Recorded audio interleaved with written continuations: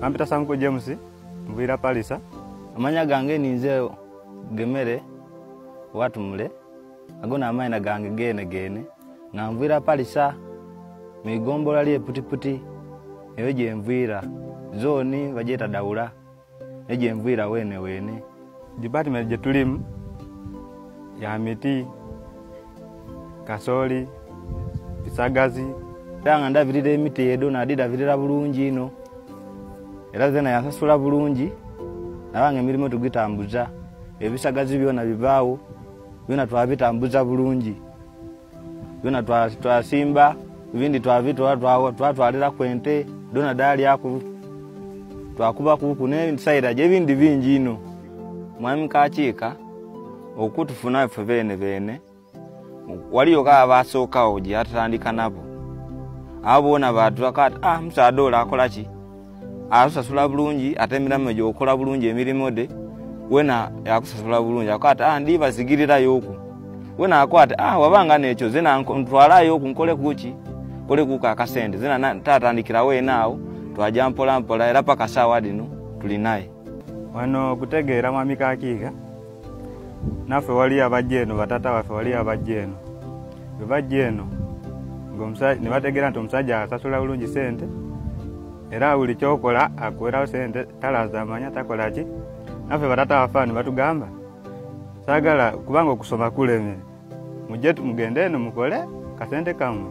namwe mulabeko kyemukola kyemubeerawo kyemugenda kubeerawo mu maaso. Mwami Kakiika nze okumwenda kwange okusasula bulungi ate muntu mulamu ino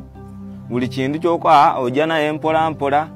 obo oyenda kingo omusaba akwati mugayiga wange kino tatuyisa bubi ngafa bagwere kubanga tuyisa bulungi singa tuyisa bubi nga tetuli wano ekyamazima nga tetuliwo wano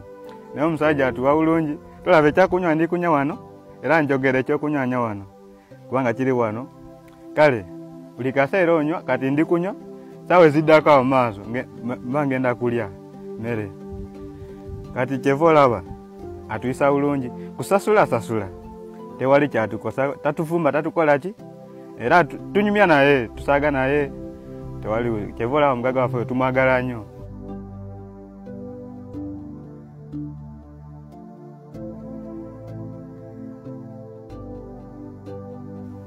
Mwami Kakiika mfunye muku ente na mfuna muku nembuzi ebyo byenja yakumpola bindu byakupangisa muku kale na mfuna muku ne plan yona wano kyetuyize wano ngafa bagwere tuyizemu ebintu bingi kubanga wano ojja nokola wano ojja okomya okukola nawe nosoma nkola ya wano oyinza okuva wano ogendako mu kyalo ewaffe nawe nogamba eri gye mbadde nkolera eri Muzeeyi Kakiika ada akola kino asimba emiti nakola waati kale nawe nogamba kangende nange nguleko emiti simbeko wano kapati kano nange ndabe akikola atya okubeera nga naye emiti zino azaagala nnyo notuuka atuwa gundi adivise nyingi nnyo naffe okubeera nga tukulaakulana. Mwami Kakiika kaitawe mva maaso esatu bejja mberi maiso gyendi kujja nga nkyamukolera era nindo mfuna muku eitaka mfune muku nebindi oba business oba biki zena ngamba nga nkola ki zena nga mbonera kanti musade gye nakolera ngeyo munankani mvaganda Mwami Kakiika nga tuyisa bulungi era zena mbonera kuwana ebintu byange era ne family yange yona njibulira nti bana okweyisa bulungi